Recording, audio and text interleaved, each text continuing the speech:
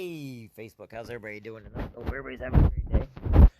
So, yesterday I talked a little bit with Thanksgiving and everything.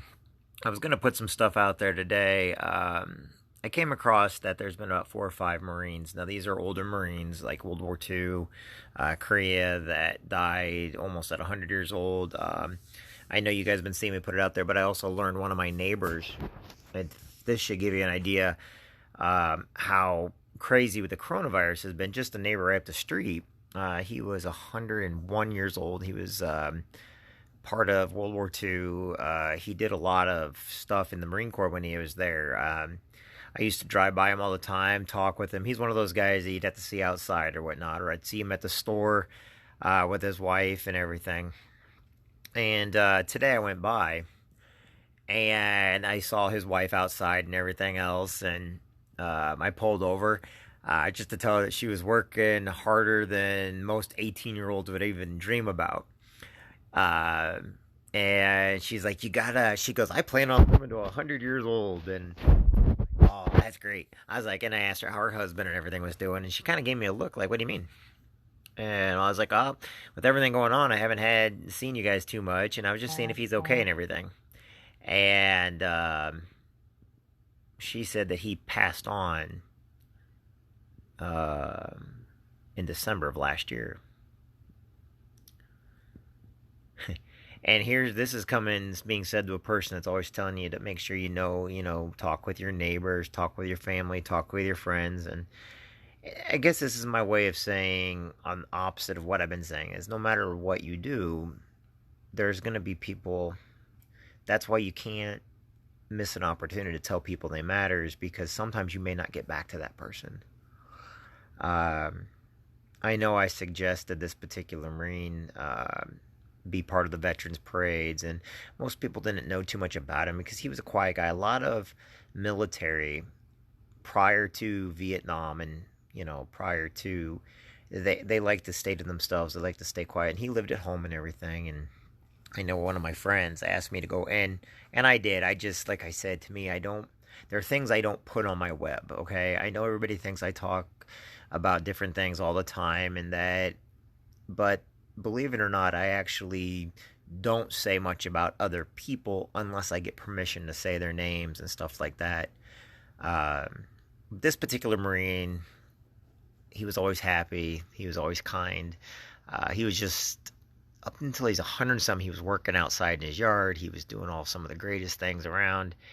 And,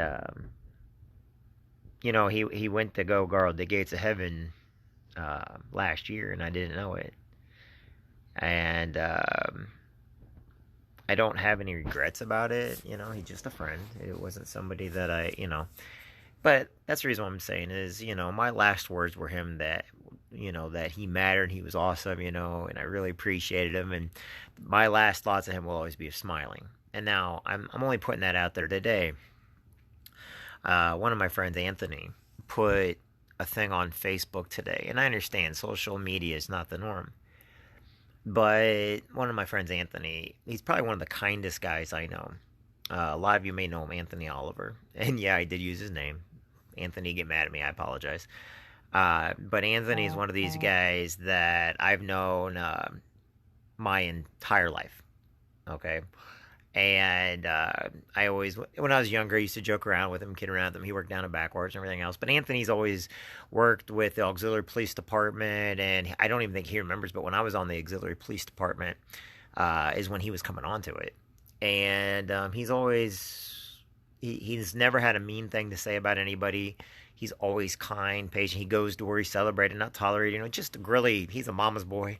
He loves his mom, and I don't blame him. His mother is awesome. He finally got a convertible and everything. And just one of these people that just super nice, and loves to hang around with his friends. He goes out all the time, He's looking for a great woman to date, stuff like that. He's just a really nice guy. And to hear that some ignorant person had the nerve to not only endanger his life, but yell racist comments at him, to yell belittling stuff. Anthony's neither a Republican nor Democrat, and if he was, I never told him because I don't really care. He'd never put anything. He doesn't put anything political on there. He's just a guy that's really nice to people. He's just one of those. He's like that friend. He's going to be out and about. He's going to be drinking with everybody, but he's not going to be the crap starter. He's not an emotional drinker, which means he doesn't drink and get angry or get so happy. He's just one of those people that really we all like because he's just great. He's just a really nice guy. He's there when you need him. He answers his call. He's been on the radio. He's an outgoing person. And I was thinking in my head, who in today's day and age, who yells racist stuff at people? Who acts so ignorant? Who uses a vehicle to, speed off and the only thing I can think of is who's raising that person? How'd that person get brought up? They didn't know Anthony. I promise you, I'm 100% sure Anthony would never say anything back to him other than, why would you say that? He's not a hostile person. Now, how do these two things go hand in hand? Because the people that I've chosen to be around in my life are great people, but somebody upset my friend Anthony. My other friend died. There's several Marines that died, and it's the holiday season, and people are acting ignorant. People, I'm watching people burn down their cities, and it's not even their cities. They go into cities to do it, yet, people want to have a one-sided approach to everything, and we need to start taking a step backwards and looking at the people that matter. The Civil War happened, okay? 600,000, Americans died during the Civil War, and it was brother on brother, it was just crazy. Now all of a sudden we're seeing it again. I'm watching people over in Washington State that look like complete goths holding a knife like, I'll kill all. You understand that the law enforcement, it's not their fault for being on edge. Now, like anything else, we need to start going back to who the heroes really are and stop giving credence to people that are ignorant. And I'm using ignorant and silly in their true forms. Look them up. 99% of all police officers and sheriffs are great. Okay? They're doing their job. Firefighters are heroes. Police officers are heroes. Factory workers are heroes. Now, granted, they may get mad at you because they don't know the whole situation. They've been told one-sided on everything, and they don't know the whole situation. I get that. I've been in that situation myself. But I forgive them because, like I said, just because they don't know why, or they're getting last-minute details about something and don't know everything that went into it, doesn't mean they're bad people. They're there. They're going to answer the call whenever we call them. They're going to answer 911 calls. They're going to, the hospitals and, the doctors and nurses, nurse practitioners, ambulance drivers, I know that a lot of the people I just mentioned, they don't get the publicity or the thanks or the gratitude that is they're very much deserving of. And a lot of times these people, they will go in, they working overtime right now with the coronavirus and everything else, and they got families of their own, and we don't really realize how much they do until they're no longer there. And for us to go after them, or for us to do so much damage, and I say us is because I'm not against police, never have been, but when you have everybody retiring, getting out of the police profession because they no longer have support from their communities, and they're placing all the blame on them, to me that's wrong. I understand that they go into things looking at a certain way. I understand there's always going to be that 1% that are going to mess it up for everybody else. I get that. But we need to step back, and when we see people doing something stupid, we need to go up to our friends that are in the middle of it, that are not causing it, and surround them, get them away from wherever they're at, and show people, you know what, just go away. We no longer need you around here. We don't want you in our groups anymore. I had a situation that happened at Pig Fest last year, where some guy decided to get drunk, and because, anyway, needless to say, he thought we were actually working at the Open Center, not volunteering our time, and he decided to yell stuff at me.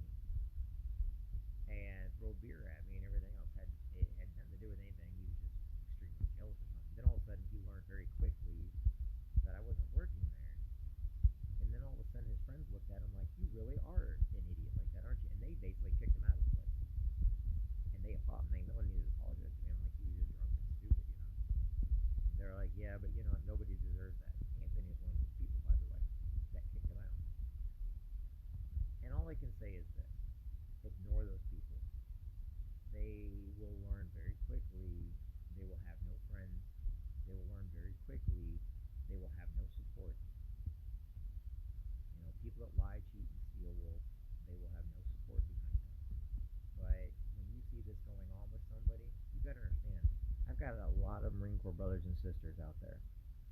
I have a huge family and a huge military family that do not do those kind of things, and they're actually great people.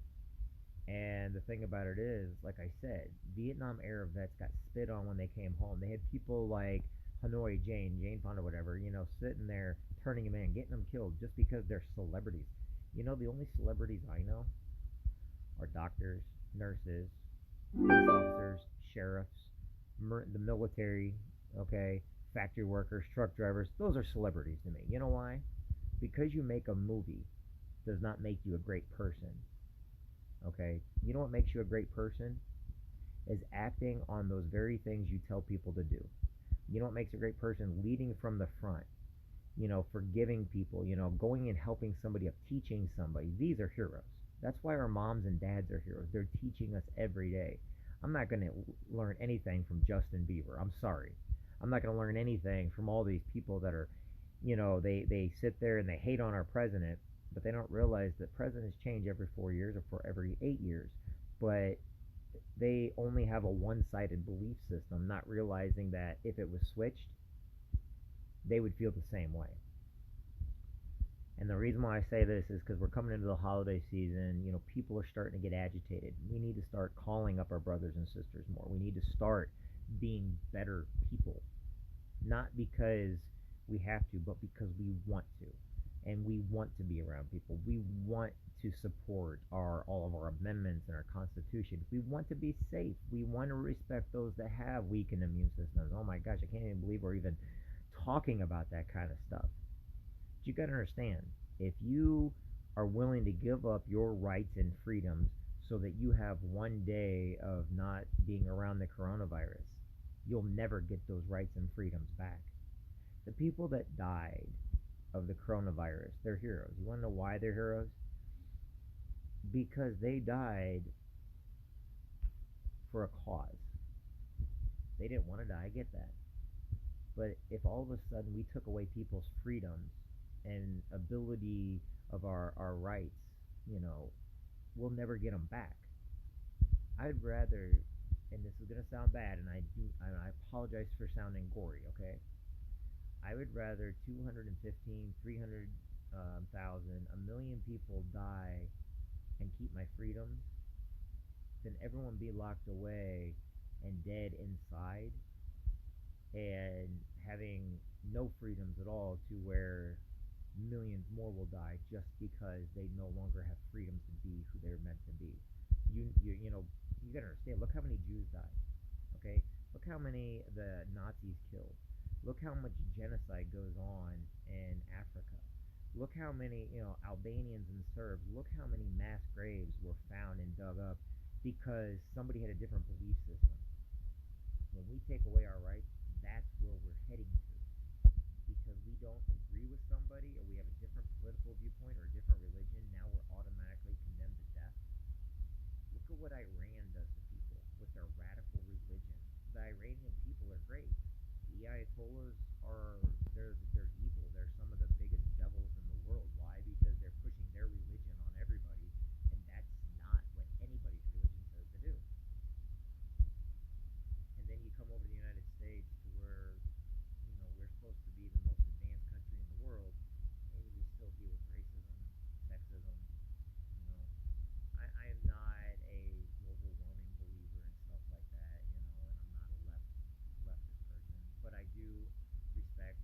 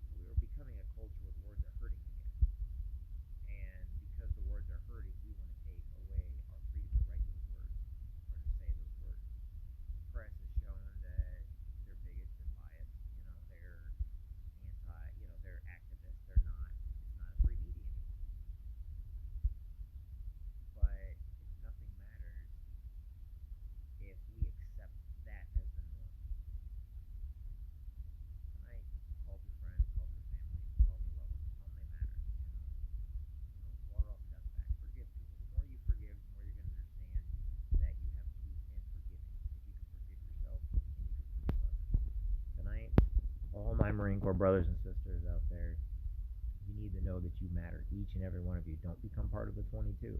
Don't be sitting there thinking that your life isn't any more important than the person next to you. Just remember that every Marine is a leader. Every Marine is a rifleman. Every Marine has started at the bottom, worked their way up somewhere, right back down to the bottom. But you gotta understand the reason why we're Marines is we're all in it together. So if you're able to do it, something that's stupid, that means all of us are. You need to get that out of your mind right now, because you know what? There is a brighter future. Things are going to work out, but you got to have patience. Think about it. Hurry up and wait. When you got out of the Marine Corps, what happened?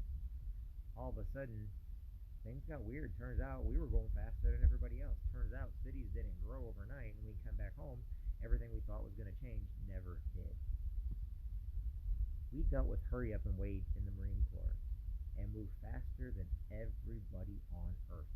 We went to more places than every single person in the United States. We saw more, we did more, yet we still got bored. Yet we still buried ammunition in the dirt so we didn't have to fire it. Seriously, how many of y'all have ever buried ammunition because you fired so much of it? Two reasons why you bury ammunition. One, you're sick and tired of firing the dang rifle. And two, you don't want to clean that dang rifle. Remember this. When we got home, life got boring. And that happened with everybody. Some people, they did not know what to do. They don't know what to do. They're not reaching out. They're not communicating. But that doesn't mean you can't be that brother or that sister and reach out to them. That doesn't mean you can't be a better Marine. We're Marines for the rest of our lives. No matter what, you're a Marine. It doesn't matter what you do after you got out of the Marine Corps, because you joined the Marine Corps and you got through the boot camp. Because you stood on the yellow footprints, because you went to the SOIs and you went to the trainings and stuff and you got to the fleet. That's what made you a Marine. What you do after that, you can never be taken. That honor can never be taken away. But if that's your only thing in life that's holding you together, then that means we need to start calling each other more, because we need to let each other know that there's better hope. There's a hope for a better day. Like I always say with the starfish stuff, you know what? Starfish and Marines are the same. Pretend Marines are starfish. You go on that freaking Onslow Beach. You have all these starfish that came in from one of the hurricanes, the many hurricanes that hit North Carolina. And you start throwing back those starfish, and all of a sudden somebody in the Army comes up to you and says, "Dude, what are you doing?" You're like, "I'm throwing back my brothers, I'm throwing them back in the water. I'm trying to give them a chance." They're like, "Why? There's so many of them. You'll never be able to do it." They don't care. You're not making a difference to anything. Then you look at them, and as a little girl in the original Starfish, and you say, "You know what? It made a difference to that one." You can't save every Marine, every Army, Navy, Coast Guard, Air Force. You can't save them all. I get that. But you can make a difference to the one you're talking to now. You can make a difference to the ones that need you now. You may not be able to save them all, and you may not be the person that's going to put yourself out there too much. But if you just throw one back, just call one person, just communicate one time, it may be enough to make a difference in that one Marine, that one soldier, sailor, Coast Guard, airman. I don't even know them all anymore. Make a difference in their lives. They'll make a difference in your life. You know why? Because it didn't take leadership. It didn't take anything other than you to throw it back. To pick up the phone and say hi. To write a letter and say how you doing. To knock on the door and say, "Hey, beer time. Let's have a beer. Let's drink a beer together." You don't drink water. I don't care. But I do care that we take care of each other and we stop looking at life. My dad once told me when he was talking to my Uncle Kenny, and I still remember this to this day. My Uncle Kenny goes, "Oh, did you teach your son about the birds and the bees yet?" I had no clue what he was talking about at the time. And my dad goes, "No, he learns all that in school." He's wrong. But that's okay. My dad's he's always been there for me and everything else. Stop listening to what people say that, if they want help, they'll reach out, or, and go about it and do it yourself. Who knows? You may save a life. You may save many lives.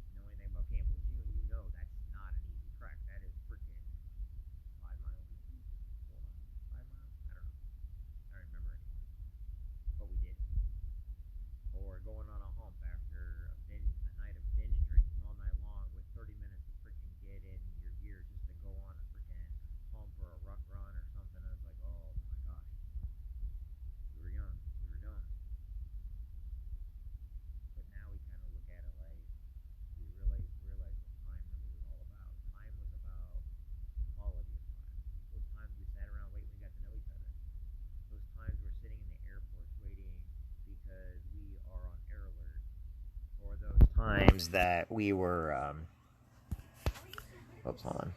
Those times that float, spending all of our waking moment in the bows of an LHD-3 or a carrier or a destroyer or something else, because we are war fighters. But what do? We talk to each other.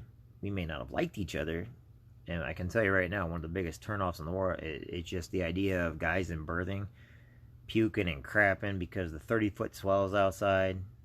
But when we got done, we had stories. Stories of somebody, things that happened overseas, stories that people are like, those are boring. We want to know about you. Believe it or not, combats or, war, those are 3 minutes out of a 24-hour day. But we remember what happened in those 24 hours. The 3 minutes meant nothing. Rounds going down range, yeah, we can do that. We're experts at it. We're good at it. But that mean nothing. It's the person next to us that we're having a great time with. I remember my buddy Dantes freaking knocking me out because, like I said, there was a couple of times I started talking in my sleep and I was in a fighting hole doing it. He's like, what the hell is wrong with you, James? I'm like, I don't know what's wrong with me. From being half awake, half asleep, getting a little bit of sleep here and there. Long road trips, and everybody is mad because we got to stop in at a gas station. How about being in the back of a track all day long and having to piss? And by the way, they don't stop because you got to piss. These are stories. The end of Full Metal Jacket explains who we are more than anything else. And if you need a little reminder, I know that over the years it's changed. We used to always moo like cattle or, baa like sheep, as we're like spread out, and, they were singing M-I-C-K-E-Y, M-O-U-S-E. They were singing that song in a Full Metal Jacket. And there's more truth to that than what's in that entire rest of that movie. We know what we're in, we know what we're doing, and now we're the leaders. And now we got to call our friends. Now we have to call each other. If it wasn't for MySpace and if it wasn't for Facebook, most of us would not even be in touch anymore. But now we're able to, and we can help more and more. We wouldn't even know about the 22 if it wasn't for being able to look at social media and seeing our friends and brothers and sisters and how bad war and conflict and skirmishes have had effect on each other.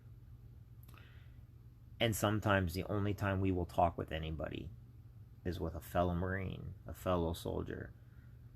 I understand that people get mad at us, and they've done it to me all the time. I'll go and say something like, oh yeah, Marines, we're the Army's heroes, or I'll say something like, man, you guys just suck, my God, we had to, believe it or not, negative talk in the military is part of it, but if there's a civilian around, I've had people try to ball up on me, try to fight me because I made fun of a soldier, or I made fun of a Navy, or a seaman, or the Air Force, or the Coast Guard, and the thing about it is, I always knew they were never active duty, they were never in, because they were protecting something they knew nothing about. They don't know that is our way of handling problems. That is our way of talking to each other. We have our own language, just like Star Trek. The Klingon language was a made-up language, but Trekkies now have a hidden language because they can speak Klingon. I know that sounds weird, but military, we have our own language. We're crayon eaters, or if you don't know who Jody is, then you probably shouldn't be talking to me in the first place. We all know what the yellow footprints are. Every one of us, including every branch, had to go through. But in the end, we all work together. In the end, we're sitting there crabbing on each other, but we're also fighting the same enemy. New recruits think the other branches are the enemy, not realizing they're our best friends. They are our brothers and sisters. And it's just time for us to be great and teach those now to honor the heroes, to show how to lead from the front, to be better people every day, to give people an ear, to listen to them, to help them, to want to make a difference in other people's lives. That's what makes us great. That's what made 2nd Battalion 8th Marines great. That's what made Echo Company great and Golf Company great, was the fact that we could all work together, the fact that we hated each other with a passion. Man, we would go drinking together, we'd go hang out together. It's like, I hate you, I hate you, I hate you. we always spent time with each other. And it's funny is because when we're all done, those are the same people that we hated hanging out with that we want to hang out with. Those are the same people that we're in training or we're making mad or we created stories with or got through snowstorms or hurricanes or Bridgeport or Norway or CAX or the desert, Iraq, Afghanistan, Kosovo, Libya, all these different places. The ones that made us the most on edge are the ones that we confide in no matter who they are. And it doesn't matter when they served. But if we're closing ourselves down because we don't think people need us or we don't think we're important, the people we serve with need us. Save that one person. Save that starfish. Go in your community. Be a community leader. Go and find your Marine Corps Leagues or your American Legions or both. Go out there and call your friends. Get on social media every day and just tell people they matter, just like I do. And I don't expect you to do it like me, just because I already know I'm weird. But do it because you just want them to know that you care about them. That, I may not see you, I may not know you, we may be in different generations, but I care about you. One of my Marine Corps buddies who lives in Florida literally gave me a call at 12 o'clock the other night or in the morning and said, "Hey, I just saw that you're about 100 miles from me." He went out of his way with his female friend. He went out of his way because he read a sign. He's like, "Jansen's there." 1:10 in the morning, I'm getting a knock at my door. "What's up, brother?" That's what we do. And guess what? They didn't spend the night. They could have stayed here. I offered them. They could stay. They could, nope. They just want to stop by real quick. That's it. Within an hour and a half, they were gone, heading out to California, going through the Rocky Mountains. A lot of that was Chief, by the way. If anybody's, I see Mark's on here right now. That's what Marines do for each other. We don't care how long it's been. We still remember our drill instructors. I started lately a lot of my boot camp people that I served with in boot camp. The ones I went to boot camp with. I haven't seen forever. We're now on groups and stuff, all talk and everything else. It's funny because we can talk to each other more than we can do anybody else. And it's funny because in the end, we're all the same. And no matter what backgrounds or personalities we have, we actually are all the same. And we know how to talk to each other. We know what to say, think, and do. It's almost as though when we get around our brothers and sisters, we tune the world out. Because we don't want to live reality at the moment. We want to live our stories. We want to live those times that we thought sucked so bad, and now we'd give anything to get them back again. Or at least get around the same people again. So just know that each and every one of you matters. Know that we're all going to die. Let's put it that way, I was honored to know my neighbor that died. The other Marines, I'm honored to know who they are, or at least go to their funerals. They will not die alone, and they will not be alone. But understand that we're all going to be in that situation. But we can make the in-between now and when that happens better for each other by calling each other up, helping each other out, offering a hand, writing a letter, sending a phone call, going to church, say a prayer for them, do something corny, crazy, try to put weird things on their page that would just piss them off beyond belief. That's what we do. We're good at it. When my daughter was born, I wanted her to know who my Marine Corps brothers were. And I was lucky that she got to know several of them. Then the ones we lost, I was always proud of them too. Anyway, everybody, you matter tonight. You are important. Make sure to give one to Chesty before you go to bed tonight. Hug your kids. Hug your spouses. Tell them you love them. Tell them you care about them. Do something extraordinary that's no longer ordinary. But remember, the smallest things in life are what matter the most. I will remember a phone call from a friend before I'll remember somebody buying me the most expensive house in the world or the most expensive car. Stuff means nothing. but I will always remember people that take time for me, that went out of their way to contact me, that just did some of the craziest things because they're friends with me or because they wanted to make sure I was okay, or maybe we weren't friends in the Marine Corps, but it's like, hey, now all of a sudden we laugh about it and we turns out we all were best friends. And best friends don't always agree. In fact, if we did, we wouldn't be best friends. Because their strengths make up our weaknesses, our strengths make up their weaknesses. That's what it's all about. You are what it's all about. God made you who you are. And nobody else can take that away from you. You are great because you're supposed to be. You are supposed to get through life because you have a purpose. Find it, know it. Try different things. Once you know that purpose, keep going. I'm Jeff Jansen. I'm going to start here in a few minutes. When I go back on, I'm going to start reading the book again, The Giver, The Dream Giver, just because I want you guys to listen to it. If you want, you're more than welcome to. But right now, to all my military family, to all the civilians out there, to everybody I went to St. John's with, and the churches that I've attended and everything else like that. I see Tina Earhart on here. Hey, Tina. Mark, Tina, David, Daniel, Robert. You guys are important. And I can tell you how I know you, or maybe I'm currently getting to know you. But one or the other, there's nothing else. It's either I know you, or I'm getting to know you. Just because I don't know you now doesn't mean I will not take the time to get to know you if that's what you want. And that's what makes you unique and special. All right, my friends. I hope you all have a great weekend. I hope you know that you each matter. I hope you know that life is better with you in it. I'll talk with everybody soon.